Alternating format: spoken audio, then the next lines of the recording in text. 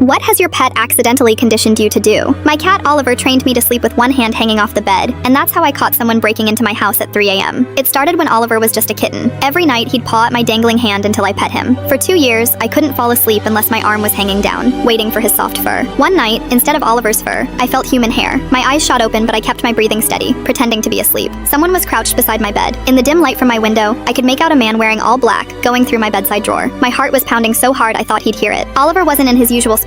That should have been my first clue something was wrong. The intruder's head was right under my hanging hand. I had 2 choices: scream and hope the neighbors heard, or do something really stupid. I chose stupid. I grabbed a fistful of his hair and yanked as hard as I could. He yelped and fell backward. I rolled off the other side of the bed, taking my phone with me. The guy scrambled up, but his hoodie caught on my lamp, pulling it down with a crash. "Get out!" I screamed, already dialing 911. "I have a gun!" I didn't, but he didn't know that. He bolted for the door. I heard him stumbling down the stairs, knocking things over. That's when I noticed something odd. He wasn't going for the front door. He was heading for my basement. The 911 operator was asking for my address when I heard a familiar voice from downstairs. "Babe, what's all that noise?" My blood ran cold. That was Greg's voice. Greg, my boyfriend of 8 months, who I'd given a key to last week. Greg, who was supposed to be on a business trip to Boston. I crept to the top of the stairs, phone still pressed to my ear. "There's someone in my house," I whispered to the operator. I think I know who it is." Greg's voice floated up again. "Damn it, Patrick, you were supposed to wait until she took her sleeping pills." My hand shook. Patrick, Greg's work friend who'd been over for dinner twice, who'd used my bathroom both times, right next to my bedroom, where I kept my prescription sleep aids. They'd been casing my house, learning my routine. Greg knew I had a safe in my closet, knew that's where I kept my grandmother's jewelry, worth nearly $50,000. The operator was saying something about police being 4 minutes away. I heard drawers opening downstairs. They were looking for something. Then I remembered. Oliver. He always slept under my bed. During all this chaos, he hadn't made a sound. I crouched down to check. There was Oliver, crammed against the wall, fur puffed up. Next to him was Greg's phone, open to a text conversation. Found her sleep schedule. Takes pills at 11 p.m. Out cold by 11:30. Safe combination is 51 24 39. Clean job, in and out. I heard footsteps on the stairs. Greg's voice was closer now. "Babe, you okay up there?" I grabbed Oliver and locked myself in the bathroom. Through the door, I heard Greg's footsteps in my bedroom. "Come on out, sweetheart. Patrick's gone. It was just a misunderstanding." Police sirens wailed in the distance. Greg started pounding on the bathroom door. "Open up! We can talk about this!" Oliver hissed, something he'd never done before. A warning. I heard a metallic sound. Greg was trying to pick the lock. The sirens got louder. Red and blue lights flashed through my window. Greg's footsteps thundered down the stairs. The front door slammed. When the police arrived, they found my back door kicked in. Greg and Patrick were gone, but Greg's phone was still under my bed. Those texts led to 4 arrests. Turns out they'd robbed 6 other women the same way. Greg would date them, gain their trust, learn their routines. I changed my locks, installed cameras, got an actual gun, and learned to use it. But I still sleep with one hand hanging off the bed, because every night Oliver checks on me.